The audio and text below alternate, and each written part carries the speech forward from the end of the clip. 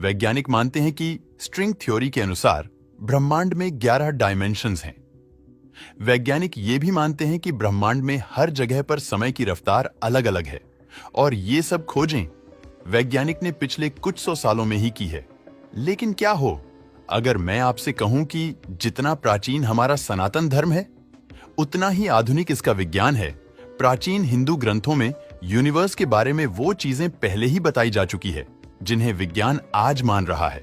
हम प्राचीन ग्रंथों में बताई गई उन बातों को केवल माइथोलॉजी की कहानी मानते हैं, लेकिन सच तो ये है कि हमारे ग्रंथों में बताई गई बातों में इस ब्रह्मांड के जुड़े रहस्य छुपे हुए हैं। जिन रहस्यों से आज विज्ञान पर्दा उठा रहा है उन रहस्यों को हमारे हिंदू धर्म में बहुत पहले ही सुलझा लिया गया है। वैज्ञानिक के 11 डायमेंशंस को एक्सप्लेन करते हैं, लेकिन सनातन धर्म में ब्रह्मांड में 64 डायमेंशंस का जिक्र किया जाता है। डायमेंशन वाला ये कॉन्सेप्ट विज्ञान के लिए भले ही नया है, लेकिन हिंदू धर्म में इसका हजारों साल पहले ही जिक्र किया जा चुका था। इस वीडियो में मैं आपके साथ कुछ ऐसी स्टोरीज शेयर करने जा रहा हूं जिन्हें जानकर आप अपनी संस्कृति पर गर्व करोगे। क्या आप जानते हो कि पहली बार पैरेलल यूनिवर्स की थ्योरी कब दी गई थी? दरअसल पहली बार साल 1954 में ह्यूग एवरेस्ट नाम के एक प्रोफेसर ने दुनिया को बताया कि हमारी दुनिया जैसी ही एक और दुनिया है जो हमारे साथ ही एग्जिस्ट करती है। लेकिन अगर मैं कहूं कि हिंदू लेखकों ने हजारों साल पहले ही पैरेलल यूनिवर्स की थियरी दे दी थी, तो आपका क्या मानना होगा? अगर आप मेरा यकीन नहीं कर रहे तो एक बार इस कहानी को सुनिए। ये कहानी रामायण से है। भगवान श्री राम और रावण के युद्ध को खत्म हुए कई दशक बीत चुके थे। मर्यादा पुरुषोत्तम श्री राम ने कई सालों तक राज किया और चारों ओर राम राज्य की स्थापना की। हम सभी जानते हैं कि भगवान विष्णु ने राम यानी कि एक इंसान के रूप में धरती पर अवतार लिया था।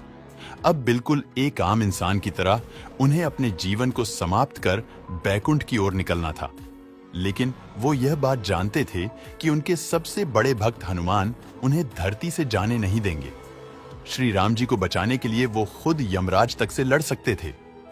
हनुमान जी के लिए ये बात जानना बहुत जरूरी था कि वो इस ब्रह्मांड के एक छोटे से अंश के बराबर हैं और असल में दुनिया की चीजें कभी खत्म नहीं होती, बल्कि वो एक साइकिल में घूमती रहती हैं।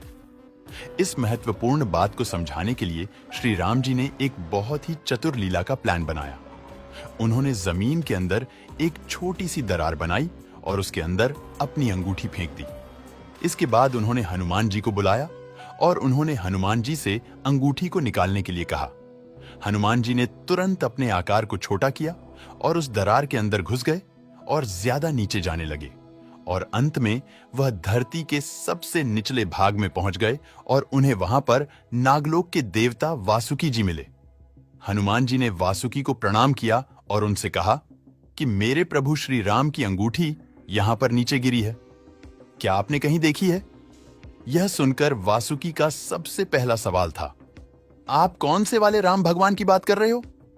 हनुमान जी यह सुनकर बहुत ही अचंभित हो गए और इससे पहले कि वह कोई जवाब दे पाते, वासुकी जी ने दूर बड़े से पहाड़ की तरफ इशारा करके कहा कि आपको वहां पर आपके श्री राम जी की अंगूठी मिल जाएगी। यह सुनते ही हनुमान जी खुश होकर उस पहाड़ की ओर जाने लगे। लेकिन जब वो वहां पर पहुंचे तो उन्होंने देखा कि यह पहाड़ पूरी तरह से सोने की अंगूठियों से बना हुआ था। वही अंगूठियां जो श्री राम की थीं। अब हनुमान जी और ज्यादा अचंभित हो गए। वो सोचने लगे कि श्री राम की तो केवल एक ही अंगूठी नीचे गिरी थी, फिर ये अंगूठियों का पहाड़ यहां कैसे आ गया? उन्होंने पास खड़े वासुकी जी से पूछा कि इन सभी अंगूठियों में से आखिर श्री राम की अंगूठी कौन सी है? तब वासुकी जी ने आखिरकार हनुमान जी को सच बताया।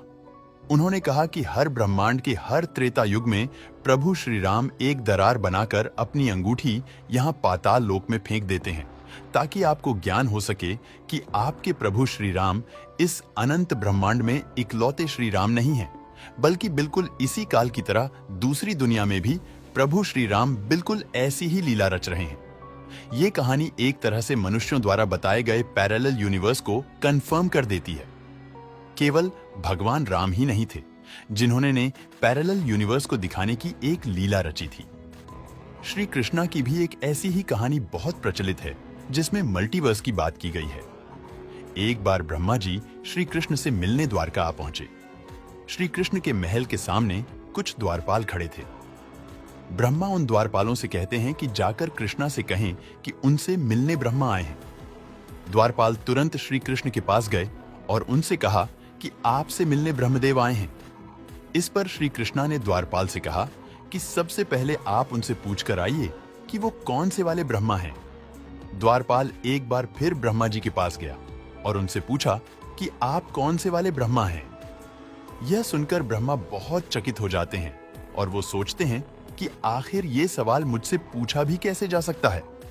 वो कहते हैं कि मैं 4 सिर वाला ब्रह्मा हूं जिसने पूरी दुनिया की रचना की है। द्वारपाल यह बात श्री कृष्ण से बोलता है तो इस पर कृष्णा बोलते हैं कि ठीक है, उन्हें अंदर आने दो। अब जैसे ही भगवान ब्रह्मा अंदर आते हैं तो उनका पहला सवाल श्री कृष्णा से यही होता है कि आखिर आपने द्वारपाल से मुझे ये पूछने को क्यों कहा कि मैं कौन सा ब्रह्मा हूं? क्या मेरे अलावा भी कोई और ब्रह्मा है? कृष्णा ने ब्रह्मा के इन सवालों का जवाब देते हुए एक दिव्य दृष्टि दिखाई जिसमें उन्हीं की तरह कई सारे ब्रह्मा थे। श्री कृष्णा को देखकर उन सभी ब्रह्माओं ने अपने अपने सर आदर से झुका दिए। ये देखकर 4 सिर वाले ब्रह्मा परेशान हो गए। उन्हें समझाते हुए श्री कृष्णा ने कहा कि मैं अनगिनत ब्रह्मांडों की देखभाल करता हूं और हर एक ब्रह्मांड के पास अपना एक ब्रह्मा है। अब यह कहानी भी बिल्कुल पैरेलल यूनिवर्स की थियरी को समझाती है, जहां एक साथ बहुत सारी दुनिया एग्जिस्ट करती है। अब पैरेलल यूनिवर्स की बहुत बात हो गई। हमारे हिंदू पुराणों में एक और साइंटिफिक कॉन्सेप्ट है। विज्ञान के अनुसार ब्रह्मांड में हर जगह पर समय की रफ्तार अलग अलग है। ब्रह्मांड में कहीं पर समय धीमी गति से चल रहा है तो कहीं पर समय की रफ्तार बहुत ही तेज है। अब अगर हिंदू पुराणों की माने तो उसमें एक प्रचलित कहानी है जिसमें कुछ ऐसी ही घटना घटी थी। राजा काकूद को अपनी बेटी रेवती से बहुत ही ज्यादा लगाव था। जब रेवती की शादी की उम्र हो गई तब राजा काकूद बहुत ही परेशान हो गए। उन्हें डर था कि इस टाइमलाइन में रेवती के लिए शायद एक अच्छा पति उन्हें कभी नहीं मिल पाएगा। इसी परेशानी को सुलझाने के लिए वो रेवती को लेकर ब्रह्मा भगवान के पास ब्रह्मलोक में गए। राजा ने अपनी ये परेशानी ब्रह्मा जी को बताई। ब्रह्मा जी उनकी बात सुनकर जोर जोर से हंसने लगे। उन्होंने कहा कि आप जिस धरती से अभी आए हो वहां पर आपकी जान पहचान वाला अब कोई नहीं रहा, क्योंकि जितना समय आपने ब्रह्मलोक में गुजारा है उतने ही समय में धरती पर हजारों साल बीत चुके हैं। रेवती और राजा भगवान ब्रह्मा की इन बातों को नहीं समझ पा रहे थे। तब ब्रह्मा जी ने बताया कि हर लोक में समय की रफ्तार अलग अलग है। जब तक रेवती और राजा ब्रह्मलोक में थे तब तक धरती पर करीब 100 मिलियन साल गुजर जाएंगे। अब जाहिर सी बात है कि इतने समय बाद ना ही रेवती का परिवार वहां रहा था और ना ही राजा का राज्य। भगवान ब्रह्मा उन्हें सुझाव देते हैं कि आप जल्द ही धरती पर जाओ और वहां श्री कृष्ण के भाई बलराम से रेवती की शादी करवा दो। अगर आप कुछ क्षण और ब्रह्मलोक में रुकते हो तो धरती का यह समय भी बहुत तेजी से गुजर जाएगा। ये कहानी सीधे तरीके से टाइम डायलेशन की थियरी को प्रूव करती है।